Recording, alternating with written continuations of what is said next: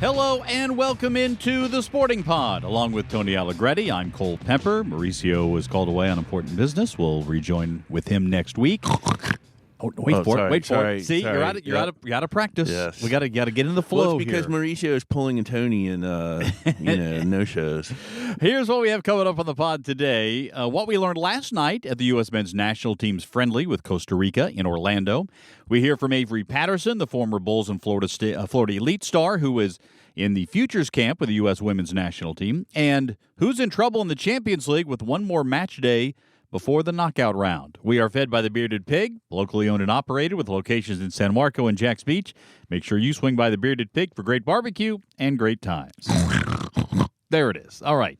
Tony, you and I and a couple of our colleagues with yes. Sporting Jacks went down to Orlando. Let's say their names. Yeah. Henri and Hisham. Yep. Yeah.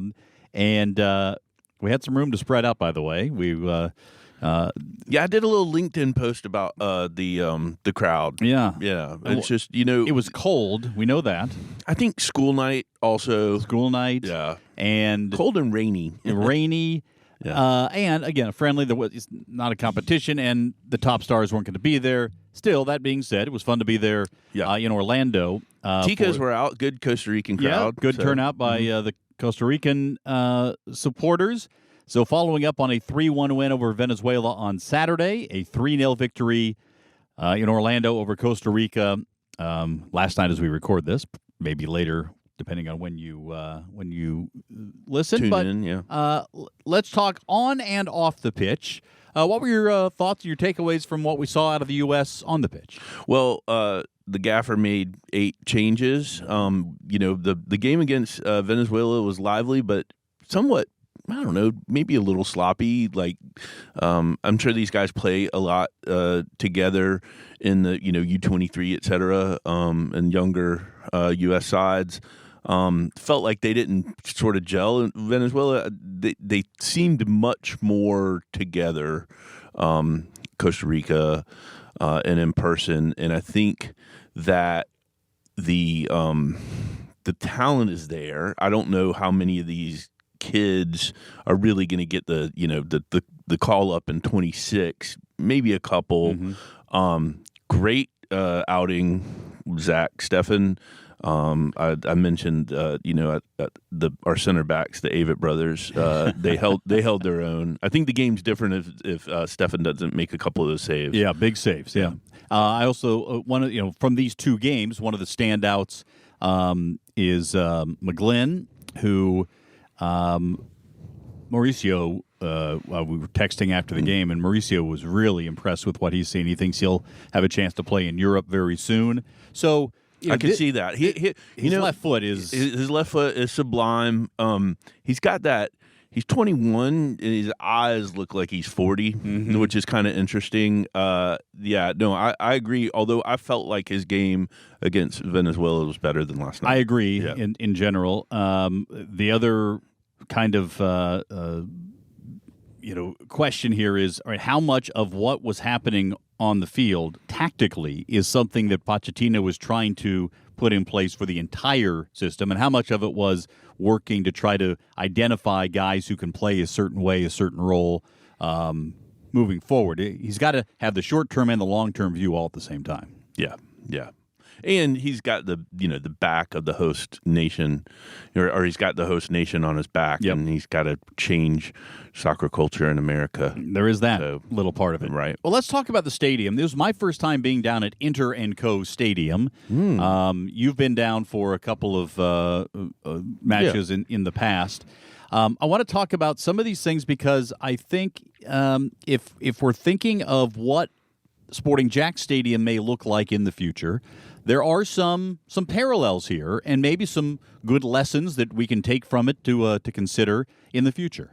Yeah, absolutely, and it's a smidge bigger than our ambition and our vision, but a lot of the factors, one big open concourse, which was just really good, which we did a whole lap. Yeah, well, to stay warm and stay out of the freezing rain was a good idea. By the way, you're talking about an extra 10,000 or so capacity. Inter and Co Stadium is 25.5. We're talking about 15,000 capacity, maybe a little less than that. In terms of seated capacity. That's right. Yeah. So, but a lot of the upside that they have there at Inter and Co, and a lot of things they're doing right and great are things that we can bring in. Just from the optics and the lighting and the sound, all that they've really done right. And you're on the field. Every seat's decent. So we sat. If you watched the game, we sat on the side opposite the TV cameras, and up in the second deck, under the overhang, which was a godsend. Yes. And one of the if it wasn't raining sideways, it would be a godsend. Well, yeah. I mean, it still kept us, I think, a little misting, bit. Yeah, it was kind of wet the whole time. One of the things I was surprised about, down to our left, to the right of the TV and up, you could see the video board. Right. Only one video board in the entire stadium. Yeah. That surprised me that there wasn't one on the opposite corner. That I'm not sure why that is the case. It seems like a missed opportunity for both additional advertising areas and also fan engagement. The light setup was fantastic. They did a light show at halftime to kind of coincide with the music. That was I thought that was cool. And then one of my other highlights was I thought they had a good variety in terms of food you could choose from. There was barbecue, and there were tacos, and there was pizza. Yeah. And we hit drum roll. Here we go. Yeah. The roadie melt. Yeah. If you have had fantastic. the roadie melt. Now it may have been authentic. because we got it right before halftime, and we were getting hungry. And, right. But boy, it hit the spot on a cold day. I thought that was terrific. Yeah. So we may need to find somebody who can do a roti melt and bring it in. I would that roti was very reminiscent for me of the roti at Hawkers. Okay. Yeah. So they've got great anyway. So that it reminded me of that. But yeah, that was a welcome halftime thing. The other thing that struck me about that stadium was that as soon as you come in the doors, and they're literally it's like open up doors to a mall or something. That's sort of the entranceway. You're into the concourse. There's not unlike going to a Jaguars game where you go into the gates and then you've got this entire area in between the gates and the stadium. You know, inside the perimeter, you've got all this chance for sponsorship engagement and activation and so forth. Once you're in that stadium, you're in that stadium, and so they're really relying on. I'm assuming, and I haven't been down there for Orlando City match, but that some of that engagement before the game is going to happen, in the neighborhood or around outside of the they closed the street there. Yeah. I think it's Church Street that we came in on. It's in typically with the USMNT, there's activation, I guess, with the weather and just everything. They didn't. But they phoned this one in. But also, as we approach, and I do like going in that way, that's where sort of the DJ is, and a lot of the club or hospitality type level. That other side where there is no video board is where they just stack the people. So I think that's where the extra 10,000 people are, and probably why they don't have a screen over Probably there. so. There's an additional area. The other thing that I wanted to point out, which is a bit of a trend in sports stadia now, which is that you had, and I'd have to go back and count the rows, but you may be talking about 10 or 12 rows of seating from down from moving up from the field that are part of, or at least some of those attached to, luxury boxes. So you can be inside from the first level of seating, and you actually are maybe 5 or 6 stairs up from ground level to walk into the luxury suite. Super convenient to get your beers. Yeah. Everything's right there, and you've got a great view of the field. It's not just between the lower deck and the upper deck. There were some other boxes that were used for a number of things a little bit higher up in the stadium. But as you think about what we want to do moving forward with Sporting Jacks, that's a great opportunity to have those luxury boxes close to the field, where you still have an opportunity to have, particularly in both ends, to have rabid supporters making a difference. But for those who want to have a little more higher-end experience, they can still get close to the field. Yeah, it's a nice touch. Also, shout out to that stadium. Not every stadium does this correctly, but the flat screens everywhere where you could. So if you do have to run to the bathroom in the get something, you can. You literally don't miss it. How many Jags games have you go out and it's impossible to know what's happening? Me personally, zero, but I'm sure others have had a different experience. Where I am in the press box, lots of that, so I know how important that is. Okay, I didn't mean to flex. I know this podcast. Yeah, sorry, I have not been up to the press box. Is that right? That's surprising to me. No, I don't think so. Okay. I don't think I ever have. All right. Well, we want to remind you that season tickets are now on sale for the Sporting Jacks USL Super League 2025-2026 season. Tickets start as low as $10 per game for students, $12 per game for supporters, and $15 for general admission. There are reserve seating, premium, and field side seating also available. Those field side seats are limited, so they're going fast. If you want to get on board on that, check right now at sportingjacks.com/tickets. You can join the movement by securing your 2025-2026 season tickets today, and you receive a limited edition inaugural season scarf. The exclusive offer won't last long, so act now and be a part of history. I think those scarves are moving too, so get in. Scarves are going fast. If you're doing it for the scarf, you may want to give us a ring. Yeah, don't waste much time on that. Also want to remind you to join us for the Sporting Jacks Report, noon Saturday on NBC 12 before Premier League coverage. And every Tuesday night at 6, it's the Sporting Jacks Soccer Hour on 1010XL. You can listen live on demand, live or on demand on 1010XL.com. One of the interviews, and you can listen to this interview in full if you want to go back and hear it on the on-demand section for the Sporting Jack Soccer Hour. But I had a chance to chat with Avery Patterson, a local soccer player who, really a great story. She was not considered a top recruit. She was like a 3-star recruit, thought of as a good player coming out of Bolles. So the recruiting services missed, but she winds up going to North Carolina, who didn't miss. They saw the potential there, and she wound up going and being a star at North Carolina, and just completed her first season in the NWSL with the Houston Dash. And she has been called in to the Futures Camp with Emma Hayes and the U.S. Women's National Team. And I asked Avery what moments had stood out to her most in camp so far. I mean, honestly, all of them are big moments just because, like I said, Emma Hayes is such a world-renowned coach, and Denise Reddy, her assistant, is some of the most tactically intelligent coaches that I've ever played for. And that was our third practice yesterday. So for me to be able to say that, and I mean, I've had, some of the best coaches that I have ever had the privilege of being coached by. But after 3 practices, it's like, whoa, these people, there's a reason that they are the full team coaches, It's just an interesting situation. And again, they went on after 30 days to win an Olympic gold medal. And that in and of itself should kind of hint at what her training sessions are like. Like, they're intense, they're quick, they're fast paced. We're getting stuff done within our hour and a half, our 90 minutes of being out on the field. So every moment has been super enjoyable, and not a single one has stood out. But just the 3 days as an accumulation have been super fun. I love the insight there and the firsthand account of what those training sessions are like. It reminds me a little bit of watching Duke basketball practice before the NCAA tournament here in Jacksonville years ago. This is the year Duke went on to win the national title.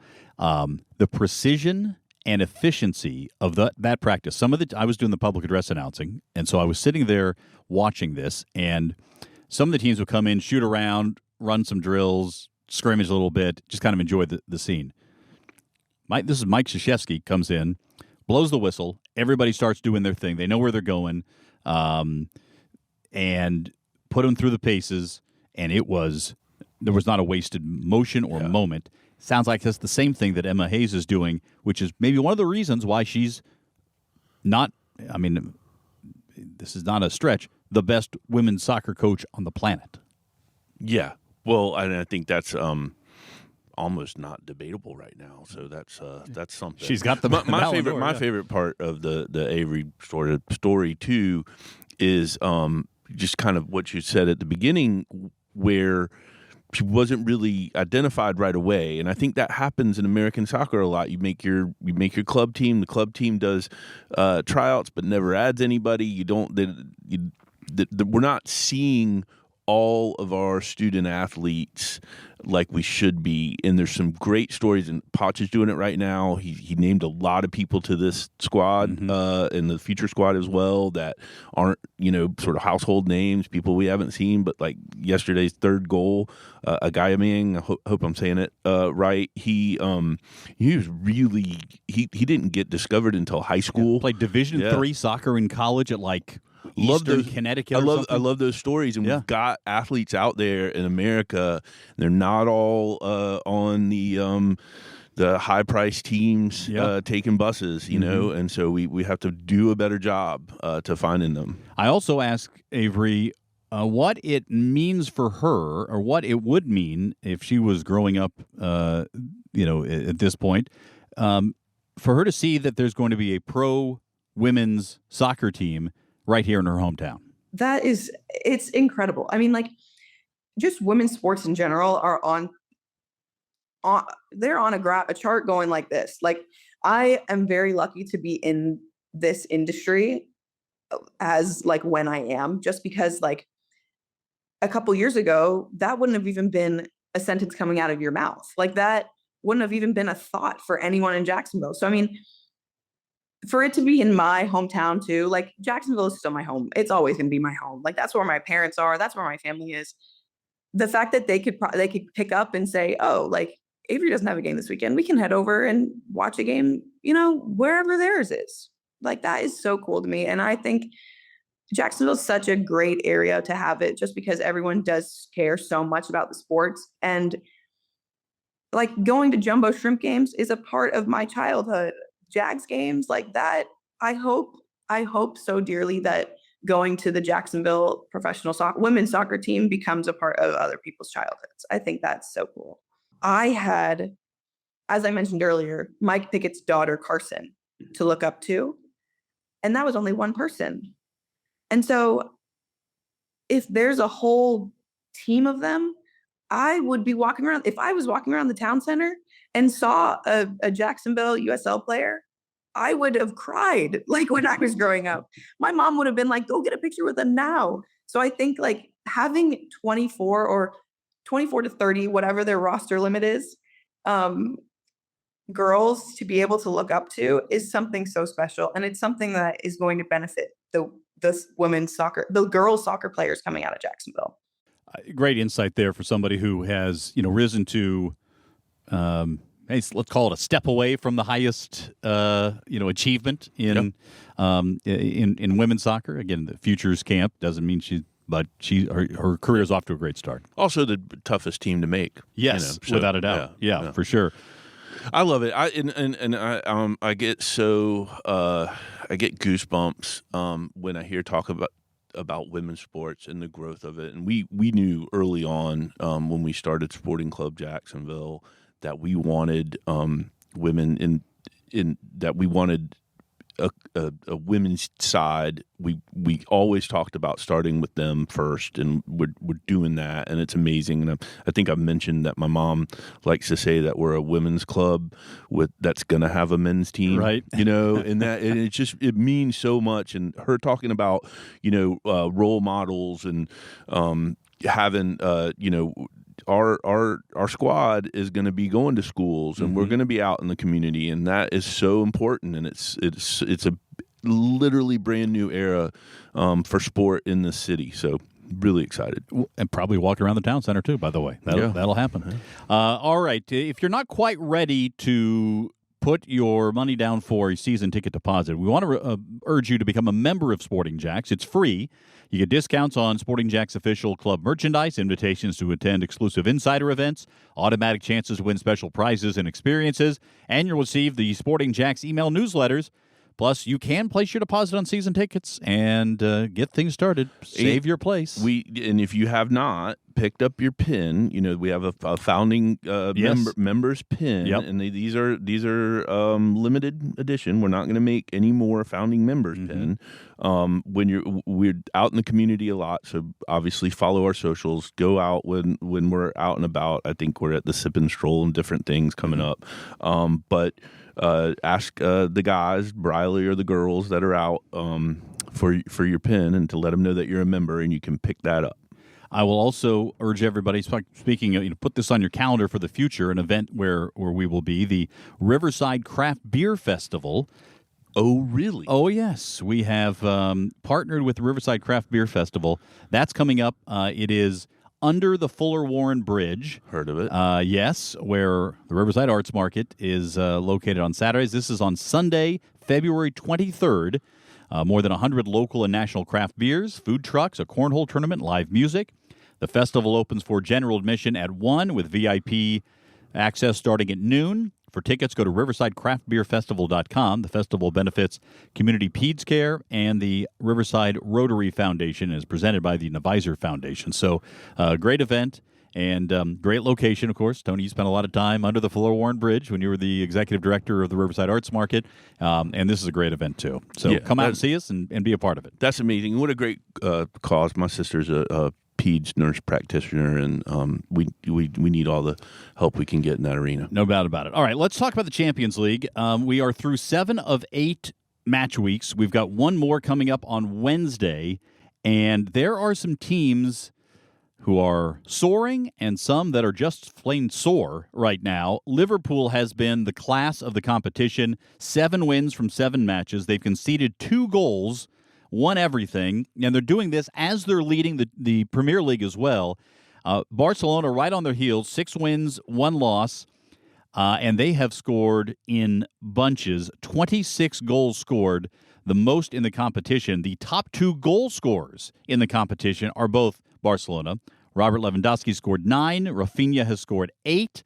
So they are putting the ball in the net. Arsenal is 3rd right now as well. So you've got a couple of teams from the Premier League doing quite well. The top 8 automatically advance to the round of 16. Then teams 9 through 24 go into a playoff to play their way into the round of 16. Right now, Aston Villa is tied on points with Bayer Leverkusen for 8th. So their last results are going to determine what happens there. Villa is 1 goal behind in terms of goal differential, so that could be the tiebreaker. But with this new format, there have been some surprising results. Right now, the teams to watch out for in terms of maybe missing out, PSG, although they did get a win their last time out, they're on 10 points. Right now, the break is just under 10, so 9 would not make it in. 10 will make it in with one more match week to go. So PSG in danger. Man City is on 8 points right now. They have not had a win in their last 4 Champions League matches, and they're going to need a win and probably some help to make it into the play-in round of the Champions League. Remarkable. Yeah, start the rumor now. Dyche to Man City. Is that what it is? Yeah. I don't know. The Champions League is so far above my pay grade. It's hard for me to even relate. You are allowed to watch other teams play. You know that is. I know, and I do. But sometimes, especially the Europe, it can be a lot for me emotionally. This is, by the way, the largest field. They expanded the field to 36. Right. It's also really, for me, it's like the new format is more difficult to follow. I'll get used to it. It is a little bit, because Mauricio and I have talked about it every week where they're playing on the radio show. I sort of get it now, but you have to kind of process through it. 2 of the 36 teams have not had a single draw or victory.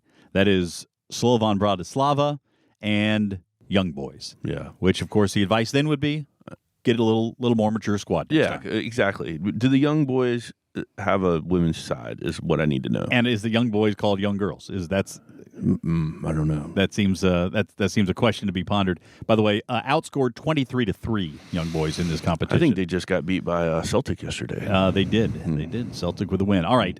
Let's look ahead to the Premier League to wrap things up here. Which game are you most looking forward to here this weekend? You go first. All right. I'm going to go with Man City and Chelsea. It's a 12:30 game on Saturday, right after the Sporting Jacks report. Man City, 3 wins and 2 draws in their last 5. They're now up to 5th. So after real struggles, and certainly we've talked about the struggles in the Champions League, but struggles really in the Premier League as well, Man City starting to turn things around just a bit. Chelsea with 1 win in their last 5, so they've kind of hit a little bit of a roadblock. They're up to 2nd at one point, now to 4th. They're 2 points ahead of City. So a City victory puts them ahead of Chelsea in the table. City won 2-0 in August at Stamford Bridge, so they're trying to sweep the season from Chelsea. I'm going to go, and this is boring-ish because we say Forest all the time, but Forest have to go to Bournemouth. Mm-hmm. Bournemouth they're both playing really well this year. I am just at some point it feels like the shoe's got to drop for Forest, but they continue to just grind them out. Chris Wood's got a nose for the goal. Mm-hmm. I mean, their defense is amazing. I really like that squad. So that one's interesting to me. I think Liverpool at home to Ipswich could be a bit of a trap. Ipswich is much better than their record. They're like, for me, they're like Luton with about 5 more players. Okay. Yeah. So well, and they did get a victory over Chelsea. Right before the New Year, so they that's sure did. They have knocked off some of the big dogs. We'll see how it all plays out. Someone that was at that match just recently had a meeting with someone that was at that match, and it was certainly an Ipswich person. Yeah, so, yeah. All right, so that's where it stands. Liverpool on top of the table with a game in hand, by the way, and 6 points clear. It's going to be tough for anybody to catch up. Liverpool will have to play a role in somebody catching them. In other words, they have to do something they haven't really done all year, which is struggle. Just 1 loss so far in their 21 previous matches in the Premier League. So you combine that with what they're doing in the Champions League. What a year for Liverpool so far. All right, that'll do it for the Sporting Pod. My thanks to Tony Allegretti. Thanks to Avery Patterson as well. Next week, Mauricio should be rejoining us, and we'll have more to talk about as we'll have some more clarity perhaps on what's happening Champions League-wise, and we'll be able to work our way through that and hopefully have some more good stuff to talk about behind the scenes of what's going on with Sporting Jacks. For Tony Allegretti, I'm Cole Pepper from the Gemstone Media Studios. Thanks for listening to The Sporting Pod. Cheers.